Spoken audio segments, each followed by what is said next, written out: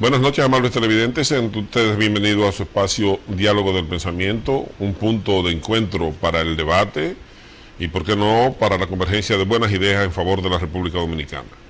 Hoy tenemos con nosotros un invitado muy especial que me complace compartir el programa con él. Es Harold Modesto, un joven, una promesa dominicana, de mente muy fértil y provocativa, que dirige el Observatorio Judicial Dominicano de la Fundación Global Democracia y Desarrollo, con quien conversaremos sobre diferentes tópicos en relación con nuestro sistema judicial, nuestra jurisprudencia, nuestras leyes, nuestra constitución, nuestro proyecto de código penal, nuestras altas cortes, entre otras cosas. Buenas noches, Harold. Muy buenas noches, don Emerson. Siempre es un privilegio para el Observatorio Judicial Dominicano designarme para la tarea de compartir con usted en este espacio. Para nosotros el privilegio. Harold, voy a comenzar con una pregunta para ir bordeando un tema que me interesa. Desde tu perspectiva jurídica, ¿cuál es el fin último de la pena?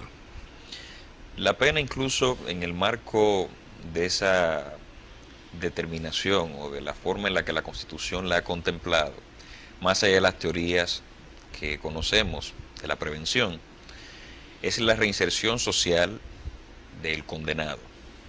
Esto es que más tarde, posterior a la reacción social, que dice que conscientes de que una persona es responsable de un hecho que se le imputó, que se le probó, por lo cual se sancionó, entonces le toca al sistema penitenciario iniciar un tratamiento de esta persona para que regrese a la sociedad, no como antes de generar la disrupción, sino como se desea que sea este ciudadano. Por lo menos en este marco en el que el Estado Social y Democrático de Derecho tiene por consigna elemental garantizar los derechos de la persona humana sin distinción alguna. Ahora, en estados donde los fenómenos criminales han avanzado de tal modo que le dejan pocas opciones al Estado y que se va estableciendo esta lógica del derecho penal del enemigo, ya el fin de la pena no es ese, sino sencillamente separar del cuerpo social a una persona que se puede considerar ya no tratable o ya no reinsertable para que no pueda causar daño. Nosotros entonces tenemos esencialmente ese fin de la pena, que es garantizar en su momento la reinserción social de aquella persona que ha sido condenada. Harold, como consecuencia de la derogación del sistema de justicia privada, el Estado asumió el monopolio del sistema punitivo desde hace mucho tiempo. Se convirtió obviamente en venganza pública y deja en ese monopolio del accionar punitivo muy escasa brecha a la víctima para sus pretensiones resarcitorias e incluso para el desistimiento del factor punitivo de sus relaciones con los demás. ¿Cómo tú valoras esa parte y la posible discrecionalidad que pudiera dejarse a la víctima para prescindir de acciones en contra del ofensor? Cada sociedad tiene que hacer la reflexión adecuada en su momento de qué considera grave o demasiado lesivo para esta misma. Nosotros, por ejemplo, cuando promulgamos el Código Procesal Penal y luego lo implementamos en el año 2004, se incorporó a la lógica de las acciones penales, que es distinta a aquella lógica que teníamos con el Código de Procedimiento Criminal en lo que todo era la clasificación tripartita de las penas y en consecuencia de las infracciones. En este caso, ya teniendo nosotros el Código Procesal Penal, se dividen las acciones en públicas a instancia privada y acciones privadas. La intención del legislador en su momento fue que con las acciones públicas a instancia privada, entonces dejar un amplio repertorio de posibilidades en manos de la víctima. Si usted pierde el interés de continuar la acción penal, entonces no tiene el Estado que verse en la obligación de continuar pretensiones que usted no tiene. Sin embargo, sucede que en este ámbito, que es donde coinciden tanto lo público como lo privado, ambas pretensiones, hay algunos temas, digamos, como los temas de violencia contra la mujer, contra niños, niñas y adolescentes, que a pesar de que pueden ser, en casos de golpes y heridas que no causen lesión permanente, del marco de las acciones públicas a instancia privada, el Estado, por fenómenos como los feminicidios, como la frecuente violencia contra la mujer, entonces decide retener esto como ilícito de acción pública a instancia privada. Por lo visto se va a ir disminuyendo esa apertura que se dio a las víctimas siempre que el tema, por otras razones, no pueda estar en el control del Estado. El tema de la violencia, por ejemplo, es un tema que importa al Estado. En consecuencia, si se sale de control, la única manera del Estado generar por lo menos algunas seguridades en este marco es teniendo una intromisión mayor en la libertad que pueda tener cada una de las partes. A pesar de esto, a pesar de esta disminución de esa autonomía de la víctima para permanecer o no en los procesos o continuar o no la acción, con la reforma del año 2015 o las modificaciones que se introdujeron en el año 2015, sí se logró al menos que la víctima tuviera una mayor participación en el proceso, de manera que puede impulsar sus pretensiones con mayor actividad sin la necesidad en muchas circunstancias de tener siempre el auxilio o el apoyo del Ministerio Público. Antes incluso la víctima necesitaba exclusivamente constituirse en querellante o en actor civil para llevar a cabo algunas diligencias. Ya con esa modificación del año 2015 entonces las cosas cambian un poco. Y es lo que yo llamo como la desburocratización del espacio compartido entre la víctima y el imputado, que conservan un principio de igualdad a su favor, de igualdad entre las partes, pero que no era tan igualitario por las restricciones que había anteriormente. Ya con esa reforma del 2015 sí la víctima participa más activamente. Y pudiera regresarse entonces a un sistema que priorice la amigable composición en deterioro, en perjuicio o que la privilegie en relación con la persecución penal propiamente dicha y el apremio corporal, entre otras cosas. Sí, sí, puede regresarse. Eso es muy probable que eso acontezca. Una edición del desarrollo de las Américas del Banco Interamericano de Desarrollo asegura que en la República Dominicana tenemos el más del 70% de los presos en condición de presos preventivos. ¿Qué tú puedes conversarnos sobre ese particular? ¿Dónde tú encuentras, dónde ves la razón para que eso suceda? ¿Qué cosas pueden hacerse para evitarlo? Es multicausal. Los presos preventivos son uno de los problemas del sistema de justicia penal porque representan una especie de negación a la misma configuración democrática del sistema. Mientras exista un principio de presunción de inocencia y que el principio no sea lo suficiente como para garantizar que la consecuencia inmediata de un proceso penal sea la prisión preventiva, entonces estaremos viendo una contradicción importante en el sistema. El informe que se refiere a cómo mejorar el gasto, para mejores vidas, mejor gasto para mejores vidas del Banco Interamericano de Desarrollo, resalta no solo que es el 70%, sino que es el 70% desde hace más de una década. O sea, nosotros tenemos el índice más alto en toda América Latina. Correcto, a pesar de no tener amenazas y situaciones de inseguridad como otros estados, como lo son Guatemala, Nicaragua, El Salvador, Nicaragua, los problemas fronterizos de estos estados. A pesar de eso, tenemos un índice muy alto de prisión preventiva. Los problemas están vinculados primero a que quien formula la política criminal del Estado, que es el Ministerio Público, entiende la prisión preventiva como una solución de las cosas. Entonces, ¿es una solución a qué? Bueno, a que la sociedad no entiende los procesos penales. La manera más sencilla de resolver el tema del clamor social es ofrecerle rápidamente, al inicio de un proceso, una respuesta que puede ser coercitiva y se manda un mensaje errado de que por eso entonces la justicia está funcionando bien. Es todo lo contrario. Lo que indica esto es que no hay confianza en un repertorio de posibilidades que están legalmente contempladas. Tanto así que la prisión preventiva es apenas una de las 7 medidas de coerción. Y la más extrema. Y la más extrema. Lo que debe hacer un juez es hacer un recorrido entre cada una de esas medidas a partir de la propuesta del Ministerio Público e ir descartando, y si entiende que no puede garantizar la presencia del imputado con las demás, entonces se impone la prisión. Lo que pasa es todo lo contrario. Pero el pueblo quiere sangre siempre. Quiere sangre. Entonces, como los procesos no quedan tan claros y no tienen por qué quedar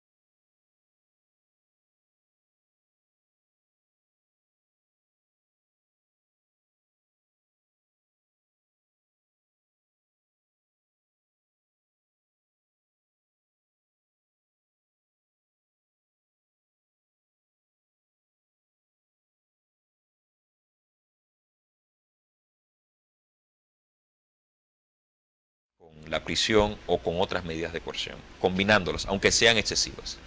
Eso coincide a veces con una prisa que acusa el Ministerio Público en obtener condenación. Es así. Que coincide, se pudiera enfocar desde la misma perspectiva, que nubla y merma toda posibilidad de objetividad. El Ministerio Público incluso hace premios, hace concursos y premia a quienes más sentencias condenatorias obtienen, que es un asunto ya diferente, pero lo vamos a abordar en el próximo segmento. Ahora, con tu permiso y el de los amables televidentes, vamos a ir a una pausa de publicidad y regresamos en breve. Juntos hemos trabajado y hemos crecido.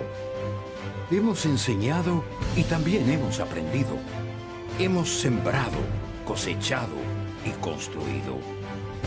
Hoy, República Dominicana es un ejemplo para toda la región. Un país lleno de oportunidades con un futuro brillante. Visita www.grandeslogros.do y conoce lo que juntos hemos logrado. Gobierno de la República Dominicana. Aquí hay futuro. Gánate 77,000 pesos esta semana, además de un premio final de 1 millón. Participas por cada 2,000 pesos de consumo semanal acumulado con tus tarjetas Banreservas o Credimás. Banreservas, el banco de los dominicanos. Hay voluntades que trascienden los esquemas y transforman los pueblos. Voluntades que tienen como único objetivo servir, ayudar y cuidar a nuestra gente. Y es gracias a ellos que hoy celebramos con orgullo el máximo galardón a la excelencia que refleja nuestra principal ganancia, tu salud. SENASA, ganador del Gran Premio Nacional a la Calidad 2013. El INAVIMA tiene como compromiso coordinar un sistema integrado de seguridad social y mejoramiento de la calidad de vida para el personal docente del sector público y de sus familiares, tanto activos como pensionados y jubilados. Los servicios que ofrece el INAVIMA son jubilación por tiempo en servicio, pensión por discapacidad, pensión por sobrevivencia, plan de retiro complementario, plan odontológico magisterial, seguro funerario, préstamo maestro digno exclusivo para jubilados. En INAVIMA estamos comprometidos con el sector magisterial. Acércate a nosotros. Llámanos libre de cargo al 809-686-6567 o marcando *462. Consulta en nuestra página web www.inavima.gov.do. ¿Por qué me discriminas? Por mi peso, Por mi color, por mi ropa, por mi forma de hablar, por mis condiciones, creencias. gustos. Porque para ti soy diferente. Todos somos importantes. y debemos tratarnos como tal. Abusar o burlarnos de los demás. No nos hace mejores. Seamos diferentes. Valora. Respeta. Acepta. Apoya. Y hagamos el coro contra el bullying.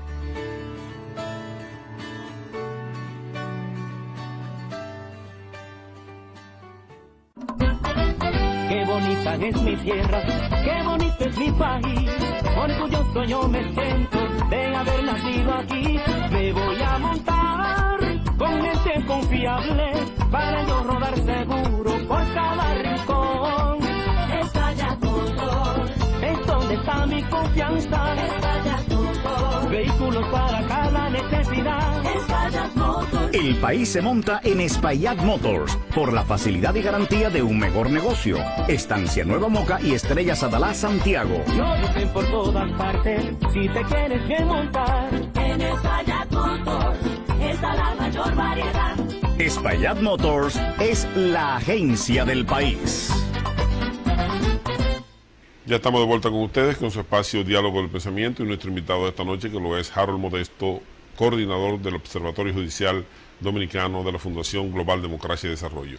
Harold, antes de irnos al segmento de publicidad, conversábamos sobre la presión social que reciben los jueces y la manera en que el concepto de mano dura ha ido permeando su accionar al punto de que las cosas están donde las ha situado y las ha determinado el informe Mejor Gasto para Mejores Vidas del Banco Interamericano de Desarrollo. ¿Qué reformulación tú sugerirías para cambiar este estado de cosas? En gran medida todo está en las normas ya. O sea, incluso nuestro Código Procesal Penal es garantista, pero al mismo tiempo permite estas licencias que se están dando los actores. ¿A qué llama? Una racionalidad vinculada a factores históricos. No creo que un juez que haya podido interiorizar lo grave que era el sistema inquisitivo con el imperio del Código de Procedimiento Criminal deba prestarse a las ligerezas que imponen estos tiempos, donde las personas no entienden muy bien los procesos penales. Para muestra un botón. Ayer o recientemente se dicta una sentencia en el caso de la niña Emily Peguero. Todos, o una gran parte de la sociedad, ha opinado.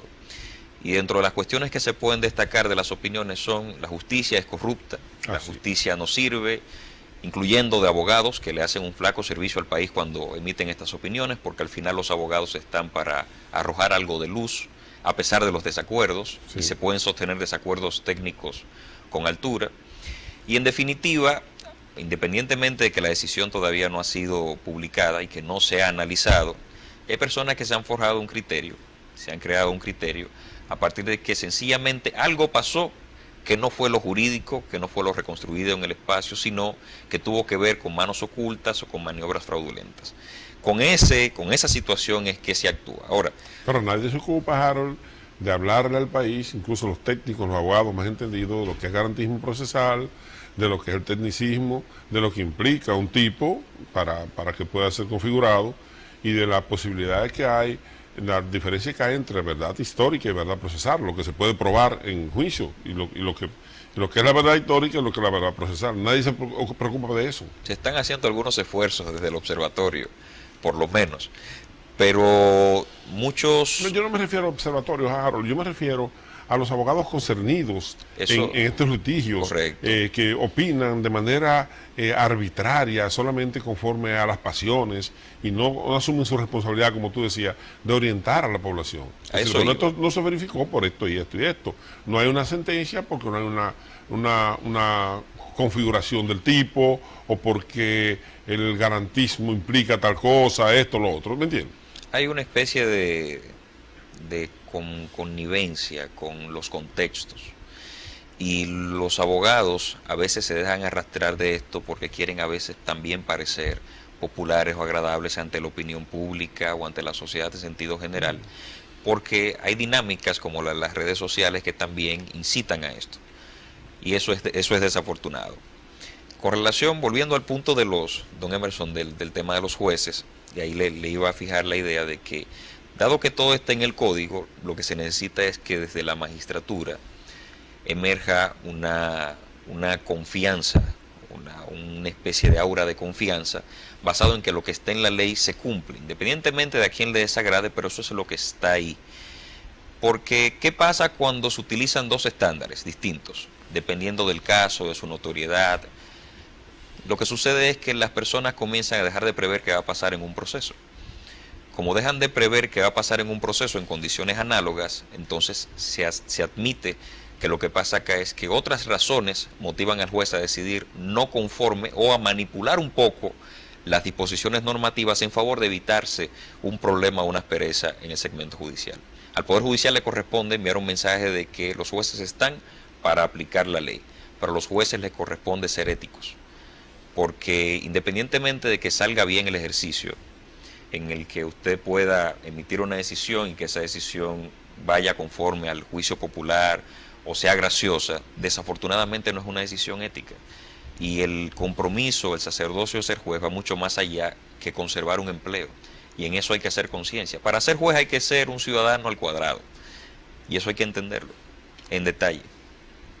Harold, ¿tú consideras que sería aconsejable hacer una reorientación del gasto público para mejorar el sistema penitenciario en la República Dominicana? Sí, yo considero que sí. ¿Eso surtiría efectos positivos? Considero que sí, porque hay dos desafíos con el sistema, más allá del tema de la prisión que hemos visto. Primero es que está en duda que la reinserción social sea posible en un sistema que funciona como acontece en el sistema tradicional, llámese La Victoria, la cárcel de Rafey, entre otras, que está en condiciones deplorables y no garantiza que la persona se reinserte. Entonces, si no vamos a garantizar la reinserción social como fin de la pena, es un contrasentido desarrollar un proceso penal. Es demasiado costoso, es un lujo un proceso penal, para que más adelante una persona que se espera que debe aprender o desaprender cosas para reinsertarse a la sociedad, a una vida productiva, y nosotros aceptarlo de este lado del mundo, que es distinto al de la prisión, por lo menos debe garantizarse que el esfuerzo que se hizo para llegar a esa condena valió la pena. Se gasta muchísimo en el sistema de justicia, para entonces que el resultado de la prisión sea sencillamente el confinamiento de alguien a la suerte de multitudes y aprendizajes a veces más dolosos que los que lo llevaron ahí. Se dice que las cárceles en esas condiciones terminan siendo más universidades del crimen que espacios de reinserción y de reaprendizaje. Y por eso es importante reorientar el gasto, primero para resolver eso. La Victoria es una vergüenza, las cárceles que están en esa condición son una vergüenza para cualquier Estado social y democrático de derecho. Y a nosotros nos corresponde primero dar un ejemplo con esto. Vamos a cerrar este capítulo, vamos a tratar de cambiar los discursos y que en esta parte podamos obtener resultados que sirvan para mejorar la proyección de ciertas cosas. Porque una cosa es la consecuencia, la pena como consecuencia de la comisión del delito, y otra, las previsiones que se pueden hacer para evitar que se cometa. Claro. Entonces, ¿dónde tú crees que deberíamos hacer más hincapié, hacer más inversión en la prevención o en la sanción propiamente dicha? En la prevención. Poniéndolo acorde con esa perspectiva que tú... Si usted me da un 100% para que yo lo dirija el gasto a lo que tiene que ser estos dos segmentos, yo le invertiría un 90% a la prevención y el 10% restante lo invertiría en la sanción, porque no tengo de otra manera. Las sociedades son muy complejas. Lo que sí es que trataría, en la medida de lo posible, de entender el porqué de los fenómenos y de los problemas sociales y el porqué de ciertas actitudes y comportamientos criminales. No se puede prevenir lo que no se entiende.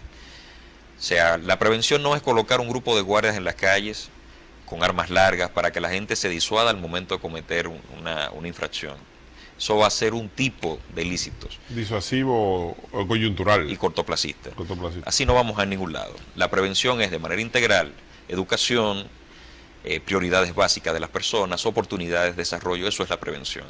Y entonces en la sanción, tener lo mejor de lo mejor para procurar que los procesos sean efectivos, eficaces. Yo no puedo lograr una sanción adecuada si tengo una policía deficiente, que investiga deficientemente, que investiga con espacios vacíos.